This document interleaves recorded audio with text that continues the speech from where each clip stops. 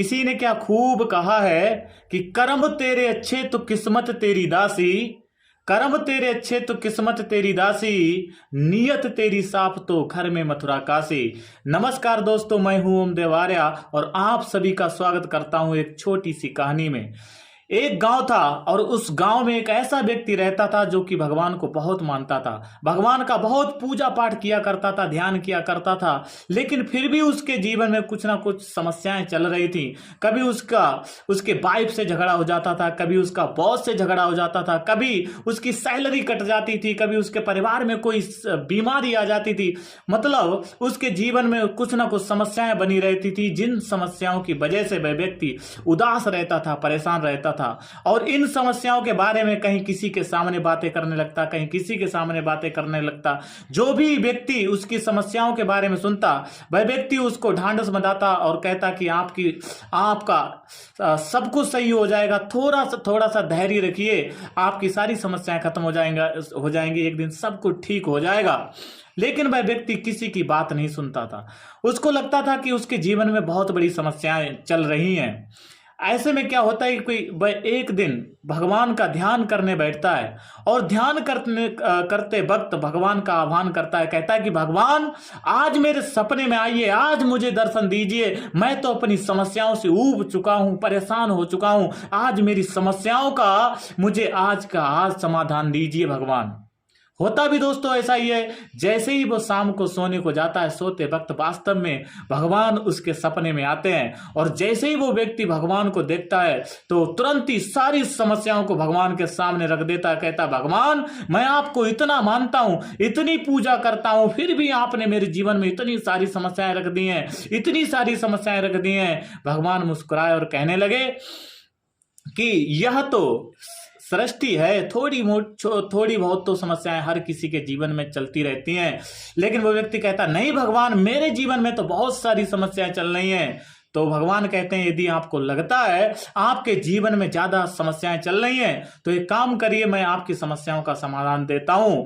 आप एक काम करिए, अपनी सारी समस्याओं को एक कागज पर लिखिए, जितनी भी सारी समस्याएं उनको सारी समस्याओं को नोट करिए और लिखने के बाद एक पोटली बनाइए। उस पोटली को आपके गांव से जो उत्तर दिशा में 10 किलोमीटर दूर एक बड़ा सा जो पेड़ है, उस पेड़ पर अपनी पोटली को टांग आइएगा, आपकी सारी समस्याएं खत्म हो जाएंगी। वह व्यक्ति मन ही मन बहुत मुस्कुराया, बहुत प्रसन्न हुआ, बोले वाह, आज तो मेरी समस्याओं का समाधान मुझे मिल गया है। तो भगवान ने कहा, कोई बात नहीं, आप अपनी सारी समस्याओं को वहां पर टांग देना, लेकिन छोटी सी एक शर्त यह है, जैसे ही आप अपनी समस्याओं की पोटली को वहां पर टांगने जाएं तो वहां पर बहुत सारी अन्य पोटली टंगी होंगी, तो उनमें से कोई भी एक छोटी सी पोटली जो आपको दिखे वो साथ ले आइएगा, क्योंकि यह सृष्टि है, इसको चलाना पड़ता है। वह व्यक्ति कहता है, ठीक है, मैं ले आऊंगा, मैं ऐसा ही करूंगा।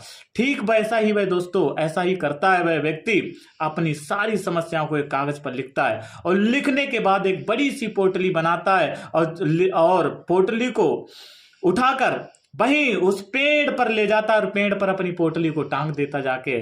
जैसे ही अपनी पोटली को टांगने के बाद वापस लौटने को होता है, वैसे ही भगवान की बात याद आती है कि भगवान ने कहा था कि वापस आते वक्त कोई एक पोटली उठा लेना, वो साथ में ले आइएगा।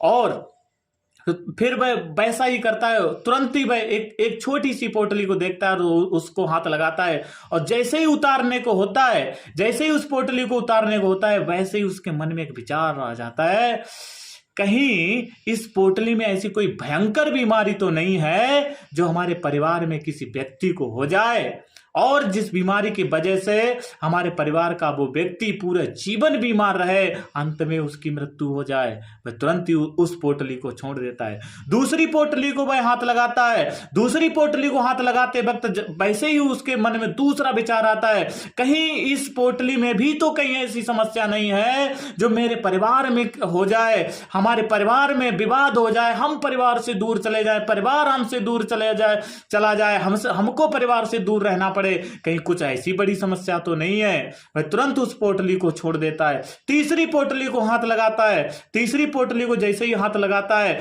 फिर तीसरा विचार उसके अंदर आता है, कहीं इसमें भी तो कहीं भयंकर बीमारी नहीं है जो मेरे को ही हो जाए और मैं ही ना रहूंगा।